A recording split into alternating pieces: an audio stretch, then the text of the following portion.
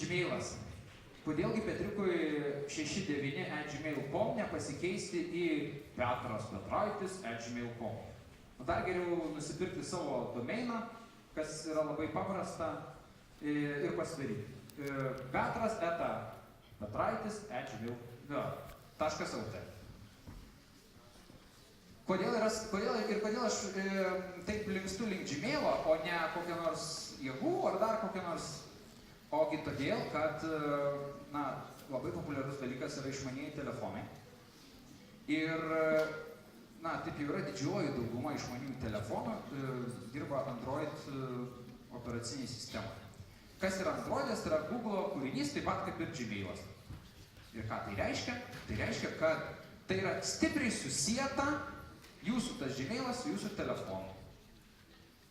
Labai svarbus dalykas yra jūsų parašas. Tai yra ne davai, susirašysim, o vardas, pavardė, telefonas. Tiesiog labai geras dalykas savo e-mailą parašyti ir telefoną. Jeigu žmogui reikia, bet kuriam laiškė atsidarė, gali iškart jums paskambinti, jeigu labai svarbu. Mažai kas tai padaro, bet tai yra labai paprasta. Ir Gmailo praplėtimas, pavadinkim taip, Google'as bandė padaryti tokį socialinį tinklą, ale Facebook'o atitikmenį, bet jiem nelabai pavyko. Jie tai padarė tiesiog Google'o praplėtimą, Gmailo praplėtimą. Kas tai yra? Tiesiog jūs pildote toliau savo profilį, įdedat savo nuotrauką, ten įdedat savo kontaktus ir taip toliau. Ir kas atsitinka? Kai jūs skambinat telefonu, nauji išmanieji telefonai, jie turi tokį dalyką, kad gali iš Google Plus'o susirasti jūsų kontaktus pagal telefoną ir iš karto žmogui rodo jūsų nuotaikingą nuotraukytę, jūsų visus kontaktus ir kas čia skambina. Žmogui daug lengviau atsiliepti, negu kad tiesiog telefono numeris neaišku kas ir kaip. Tiesiog tokie galų gale interneto svetainė arba adresas. Tai reiškia, jeigu taip jau praktiškai žiūrėt, tai yra 35 litai per metus ir jūs turite savo petraitis.lt. Kas iš to? Lyg ir nieko. Iš kitos pusės, jeigu jūs komunikuojate su žmonėmis ir vienas Petriukas 69@gmail.com, Jonytė@gmail.com, Jonas Jonaitis@gmail.com, o čia Petriukas@petraitis.lt. Tam tikras išskirtinumas ir noras pasižiūrėti, o gal jisai turi svetainę. Iš tos informacijos tokių kropelyčių, jeigu žmogus domisi jumis ir nori susirasti daugiau informacijos, labai lengva susidaryti jūsų tam tikrą profilį. Kas jūs toks? Kuo domitės? Turit kokių nukrypimų? Neturit? Visa tai yra, sakykim, labai populiarus dalykas online peticijos. Turiu vieną pažįstamas, kuris jo hobis gal, ar kaip čia pavadinti, ateina iš ryto į svetainę, ten peticijos LT kažkas tokio, žiūriu, wow, nauja peticija. Ir prabalsuoja. Aš ten už arba prieš, kaip jam šauna į galvą, taip ir prabalsuoja. Ir aš tą pastebėjau tiesiog apie jį panaršęs internete. Sakau, ką tu darai? Ten jisai už ką tik tai nori, už viską balsuoja. Sako, aš reiškiu savo nuomonę ir sakau, ar tu tikrai visada taip galvoji tai, ką ten paspaudė? Ne, tiesiog man fainai. Ir sakau, tai pažiūrėkim, kas ten gaunasi. Tai jis sudarėm jo, tiesiog surašėm ant lapo, kuo jisai, už ką už ir už ką prieš, tai ten tokia gaunasi mišrainė ir jeigu, sakykime, jisai kažkur norėtų darbintis ir rimtesnė įmonė, tai pagrindinis dalykas ne jūsų CV yra, kuris jūs galite primeluoti kažko, ne? Bet internetas apie jūsų viską labai daug žino ir tiesiog paprastai yra išguglinama daug. Ir kai žmonės darbinasi į rimtas pareigas, tai paprastai klausimai būna ne iš CV, o iš to, kas rasta internete. Arba toks klausimas. O dabar turėčiau jums klausimą iš jūsų LinkedIno. Kodėl jūs ten taip pasirašėte? Čia realus dalykas. Gyva komunikacija, tai yra, kaip sakiau, akis į akį, ne? Kai gali pamatyti, išgirsti, paliesti. Kai mes sėdim prie interneto, tai mes sėdim prie ekrano ir mes su juo iš principo bendraujame, ten viskas, kas vyksta, visi procesai, tai vyksta mūsų galvoje. O čia jau įsijungia visi kiti pojūčiai, mes bendraujam su žmogum. Ir čia atsiranda asmenybė. Jeigu mes internete galim ją pasitvarkyti, kažką ištrinti, kažką įrašyti ir panašiai, tai jau kai bendraujam gyvai, tai esam tokie, kokie esam. Na ir svarbus dalykas, jeigu jūs esat, tarkim, teisininkas, tai jūs greičiausiai dar kažką veikiat. Galbūt jūs esat šeimos žmogus, ten, nežinau, turit, jeigu ne vaikų, tai bent jau sesių, brolių, kurios labai mylit ir, globojat. Arba galbūt jūs sportuojat, dedat, reiškia, vieną kitą kokią nuotraukytę į internetą. Internetas vienas, bet kai jūs susitinkat su žmogum, kaip žmogus, jūs kaip teisininką galėtų dar matyti šiek tiek plačiau, kad jūs esate, pavyzdžiui, ne tik tai teisininkas, bet ir kažkokios sporto šakos atstovas. Kodėl? Todėl, kad su asmenyba bendrauti yra daug maloniau, negu kad tiesiog su teisininku, pavyzdžiui. Vizitinė kortelė. Tai yra tas dalykas, kad jeigu jūs jau bendraujat su žmogum gyvai ir pirmą kartą, tai jūsų, galima sakyti, veido pratęsimas yra vizitinė kortelė. Ir jeigu, būsit pasitvarkę kaip Petriukas švarkas, batukai, viską, bet vizitinė bus tiesiog, tai žmogus grįžęs į ofisą pas save ir vis tiek po susitikimo grįžti kažkur, galvoju, ką šnekėjai, ką reikėtų dar, kaip toliau vystyti pokalbį ir panašiai, ir kaip komunikuoti. Gali būti taip, kad bus žmogus pamiršęs, kaip jūs ten tiksliai atrodot ir ką jūs sakėt.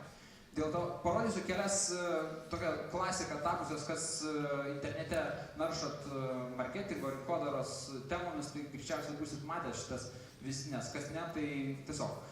Pavyzdžiui, krūtų implantų gydytojo vizitinė. Numesk svorio, fitnesas, skyrybų advokatas. Tai yra vizitinės, kurios turi kažką daugiau. Su jom kažką gali padaryti.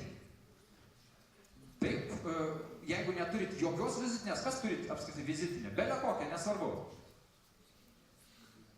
Savo vizitinę ne kur gavot iš kažko.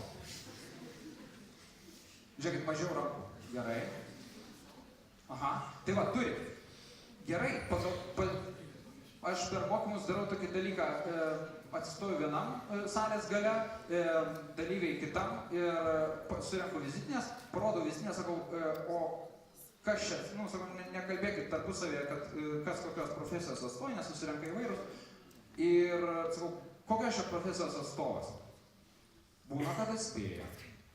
Tasme, kad įžiūri, dėl ko? Dėl to, kad čia vizitinė, tai yra tam tikras toks turi būti dalykas, ką jūs imat, pamatot ir įsimenat, kad, žmogus ir vizitinė, ne? Kaip lauko stendai, kažkas tai tokio, prekinis ženklas.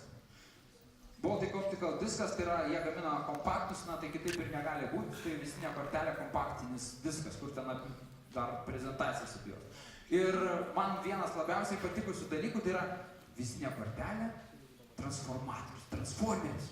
Jisai gali pasikeisti šiuo atveju kubiką. O tai yra gerai. Įsivaizduokit, davėt vizitinę kortelę. Žmogus parsinešė pas save į ofisą, galbūt dirba, pavyzdžiui, prie kompiuterio. Prie kompiuterio dirbant reikia daryti akių, tokią pertraukėlės, polisę, ne? Ir ką žmonės veikia? Pavyzdžiui, sėdi, žiūri per langą ir tuo pačiu kažką tai veikia. Kas dirbat prie kompo ir turit kokį daikčiuką, kurį mėgstat per pertraukėlės paniurkit? Ne, čia jau suprantat, kaip kas supranta. Čia dabar tie, kurie plojo, tai vieną turi supratimą, tie, kurie rimtai žiūrėjo, turi kitą.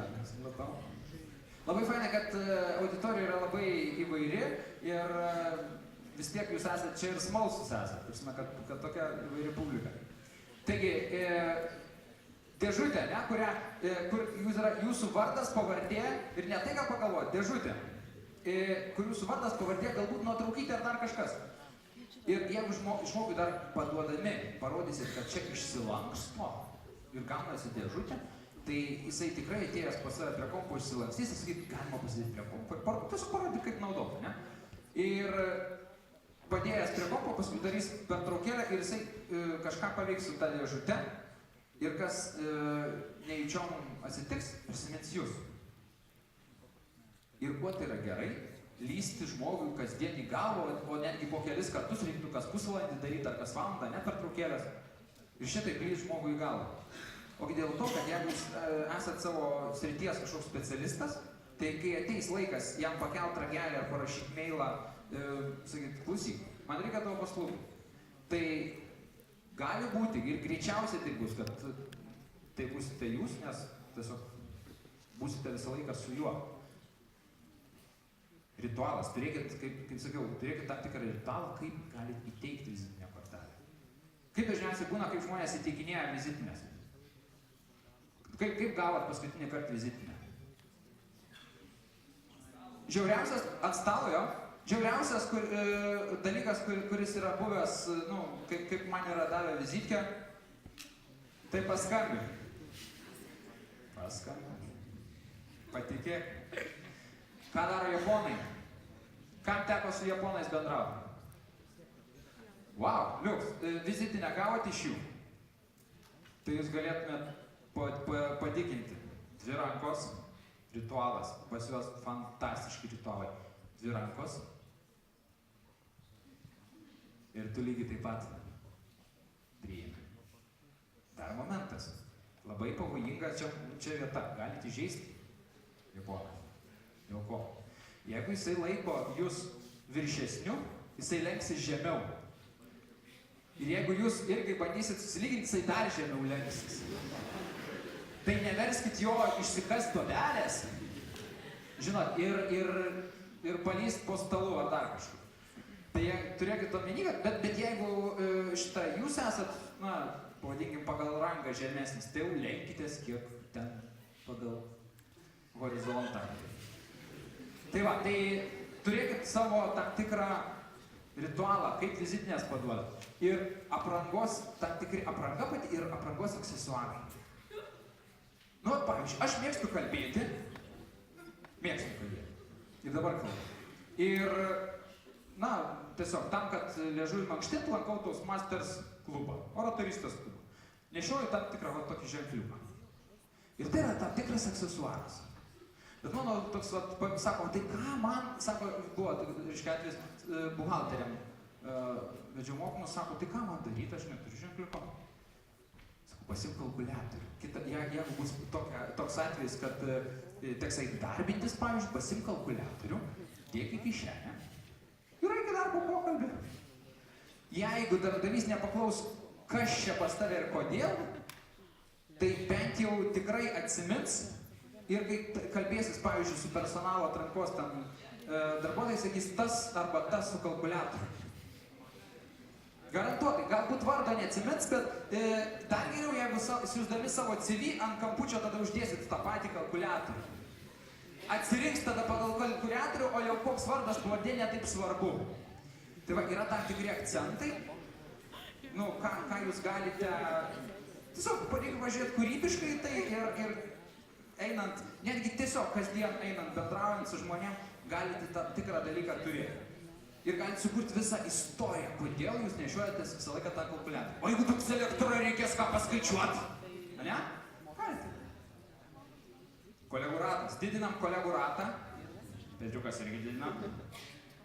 Didinam kolegų ratą. Kas yra kolegų ratas? Pavyzdžiui, šiuo atveju jūs studijuojat. Jūsų kolegų ratas yra jūsų bendrakursiai. Gal netiktų įvardinti kolegos, bet tai yra, sakykim, jūsų dėstytojai irgi yra tas ratas, kuris į šitą šiuo atveju terminą tiktų, todėl kad tai yra žmonės, kurie gali pasakyti